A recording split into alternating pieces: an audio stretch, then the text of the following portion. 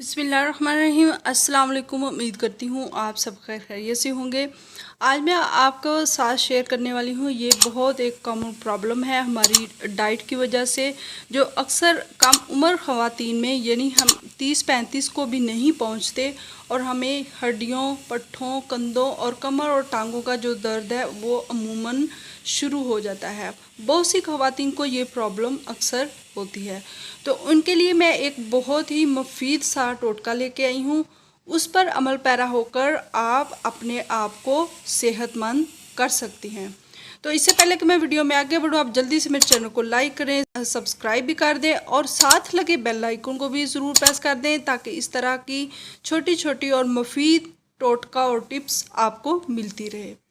तो इसके लिए आपने लेना है अलसी। अलसी का तो ये ओमेगा 3 फैटी एसिड, यानी हर किस्म की जो जिस्मानी कमज़ोरी है उसको कमज़ोरी को ख़त्म करती है, और साथ साथ हमारे जो जिस्म में मुफीद हमें विटामिन चाहिए होते हैं उनकी कमी को पूरा करते हैं और बीमारियों से हमारा बचाव करती है। वो लेनी है आपने 20 ग्राम। तिल सफ़ेद जो के कैल्शियम का मंबा है वो भी 30 ग्राम ले लें। कलवंजी तो आपने उसके बारे में सुना ही होगा कि मौत के अलावा हर बीमारी के लिए ये इसमें शिफा है।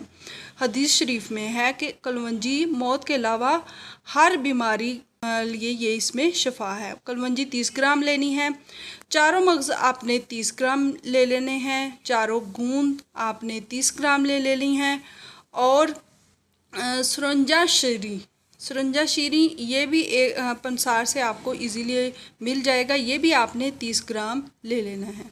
बादाम गिरी वो भी 30 ग्राम ले लें, यानी जो बादाम की गिरी है वो आपने 30 ग्राम ले लेना है। उनको बराबर मिकदार में लेके आपने इन्हें इसका सफ़ूफ बना लेना है। बल्कि 6 चीज़ें बनती हैं, ये कुल मिला के 6 से 7 चीज़ें हैं। आपने इन्हें पीसकर और इनका सफ़ूफ बना लेना है, और सुबह शाम 1 चम्मच नीम गर्म दूध के हमरा इसका इस्तेमाल करना है।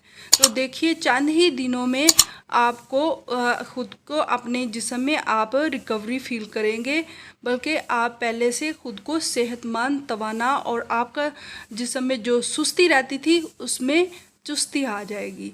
तो ज़रूर इसे आजमाइएगा, और बजाय इसके डॉक्टरों के जाके महंगी महंगी दवाइयाँ और जो कि साइड इफ़ेक्ट भी रखती हैं, और उनसे बचिए और इस तरह के देसी जो टोटके हैं उनका इस्तेमाल कीजिए। Thanks for watching.